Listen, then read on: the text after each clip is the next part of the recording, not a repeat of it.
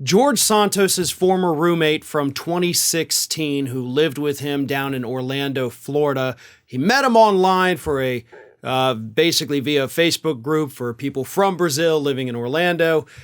The man was also convicted and then later deported for a massive credit card fraud scheme that he has now said was the idea of George Santos himself. According to a sworn letter that Mr. Gustavo Trea sent to federal authorities here in the United States, sworn letter, he says that George Santos masterminded the whole thing, taught him how to skim credit card numbers, gave him the equipment needed to scam ATM cards at ATMs, and had a 50-50 deal with him on all of the money that they stole. Now, before I read what this man said, please understand he has been convicted.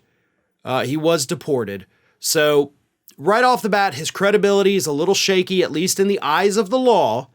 But Santos was already implicated in this scheme to a small degree.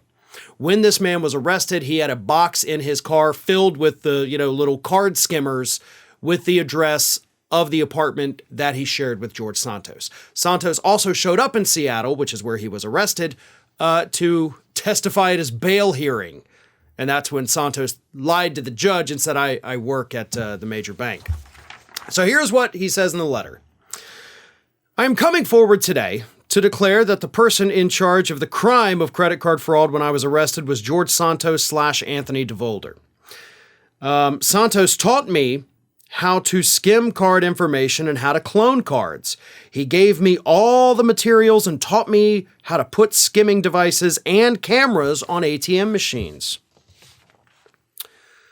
He had a lot of material, parts, printers, blank ATM, and credit cards to be painted and engraved with stolen account and personal information. Santos gave me at his warehouse some of the parts to illegally skim credit card information. Right after he gave me the card skimming and cloning machines, he taught me how to use them. The investigation, by the way, is actually still ongoing in Seattle. They had not closed it. So there is a very strong possibility that Santos may have to leave DC for a little bit to go talk to some of the investigators over in Seattle, or perhaps they'll make a trip to DC. This is serious stuff here. All right, these are very serious allegations against a sitting member of Congress. This isn't just, I lied about my education, I lied about my grandparents and my mom. No.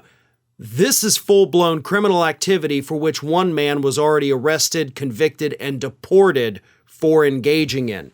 And here's the thing, that's not it. Let me keep reading here. We used a computer to be able to download the information on the pieces.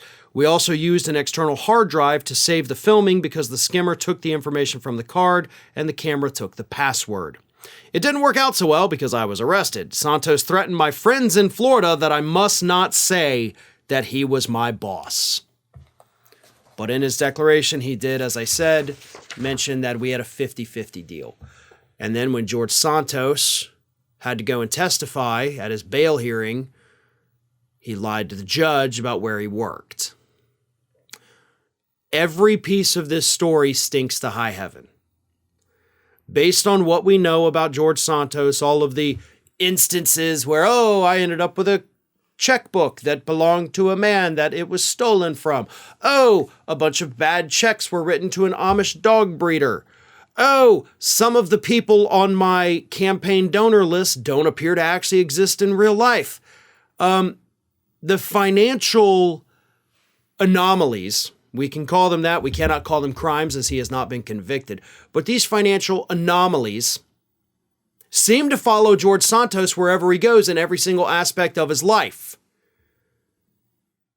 So if you were to ask me right now, do I personally think that this man is telling the truth? I'm going to say, yeah. Personally, I believe that. It's not up for me to decide. That is up for the courts to decide.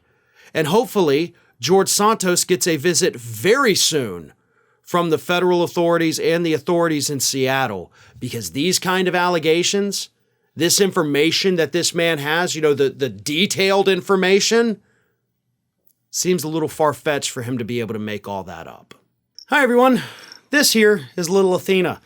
And Athena would like to know why you haven't subscribed to Fair and Balanced yet. So please, don't let Athena down. Subscribe today.